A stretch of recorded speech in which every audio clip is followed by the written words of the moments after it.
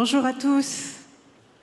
Je ne vais pas commencer en disant que je suis vieille, parce que c'est une trop mauvaise façon pour moi de commencer la journée. Mais ça me fait très plaisir d'être avec vous ce matin pour parler du progrès, parce que justement, l'UNESCO, que je représente, l'UNESCO qui est cette organisation des Nations Unies pour la culture, pour l'éducation, pour les sciences, elle est née de cette idée de progrès. C'est vraiment les conditions de sa naissance qui sont extraordinaires et qui nous disent la foi dans le progrès, même dans les moments les plus difficiles.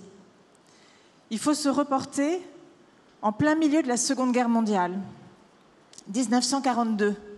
Fin 42, le moment le plus noir, très difficile d'imaginer la suite, très difficile d'imaginer la victoire. Et pourtant, les ministres de l'éducation des Alliés, à partir de fin 42, en 43, en 44, ils se réunissent pour penser la paix, pour se dire comment est-ce qu'on va faire quand la paix sera revenue pour la garder. Ils imaginent déjà cette victoire, cette paix revenue, et ils se disent comment est-ce qu'on peut, par l'éducation, par les sciences, avoir un monde qui ne reproduise pas ce désastre physique, moral, ces millions de morts. Comment faire? Et donc c'est de là qu'est née cette idée de l'UNESCO, et c'est de là qu'elle a été créée en 1945. Et donc c'est vraiment l'idée de croire dans le progrès, de croire dans l'avenir, même aux heures les plus noires.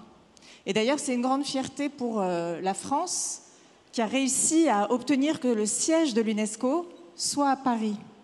C'était le grand combat d'un certain Léon Blum, à l'époque, contre Londres, qui voulait avoir ce siège.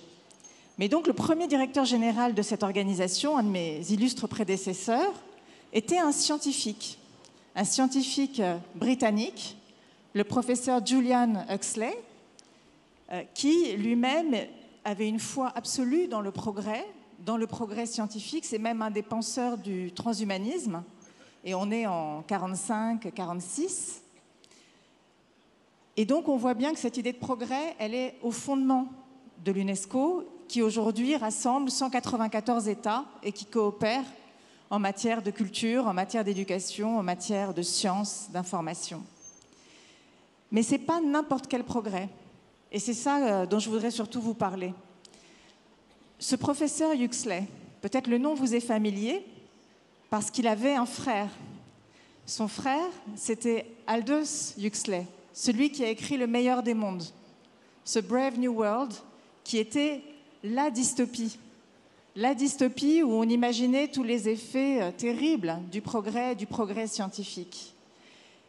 Et même à l'UNESCO, comme je vous ai dit, c'est né pendant la Seconde Guerre mondiale pour imaginer la paix. Mais on savait aussi à l'époque que la nation qui avait produit le nazisme était une nation très éduquée, très cultivée, scientifiquement parmi les plus avancées, et que donc on ne pouvait pas dissocier l'idée de progrès, la volonté de progrès, la croyance dans le progrès, dans les finalités du progrès.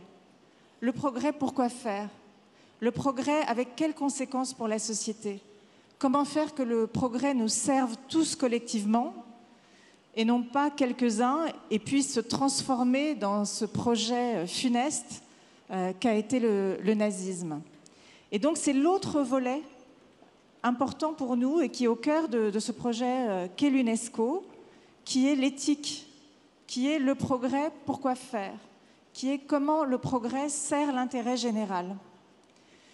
Donc, ça s'est posé de façon immédiate dans l'après-guerre, mais ça se pose aujourd'hui avec des questions qui ne sont plus les mêmes, mais avec cette même double approche: soutenir le progrès, soutenir les sciences, soutenir les grandes campagnes d'éducation, soutenir les industries culturelles qui sont ici, mais en même temps le faire toujours en ayant pour socle des valeurs et pour horizon un progrès collectif.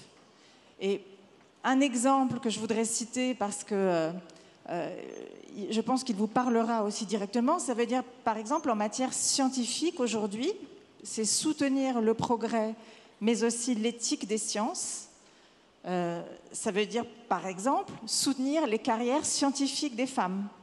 C'est un grand combat que mène l'UNESCO depuis des années, en soutien aux carrières scientifiques, aux programmes scolaires pour qu'ils soient incitatifs pour que les femmes fassent des sciences, pour qu'il y ait plus de visibilité pour les femmes scientifiques. Et c'est très important si on veut que la science bénéficie à toute la société. C'est aussi la question que la science serve la paix. Aujourd'hui, par exemple, nous avons un synchrotron, un grand équipement scientifique en Jordanie qui sert tous les pays de la région. Et je dis bien tous les pays de la région où les scientifiques travaillent ensemble. Donc c'est la science au service de la paix. Peut-être dernière dimension que je voudrais évoquer pour évoquer cette éthique des sciences, c'est soutenir la recherche et en même temps, en matière par exemple d'intelligence artificielle, faire travailler 194 États pour un instrument normatif commun, un cadre commun pour l'éthique de l'intelligence artificielle. C'est ce que nous avons fait entre 2019 et 2021 et c'est aujourd'hui le seul texte universel normatif qui existe pour guider les progrès sur l'intelligence artificielle de sorte à ce qu'ils servent la société. Transparence, équité, responsabilité. Voilà, donc le progrès à soutenir, mais ne jamais le dissocier des valeurs que nous portons. C'est le projet d'aujourd'hui. Bonne journée à tous. Merci. Écoutez Herbie Hancock.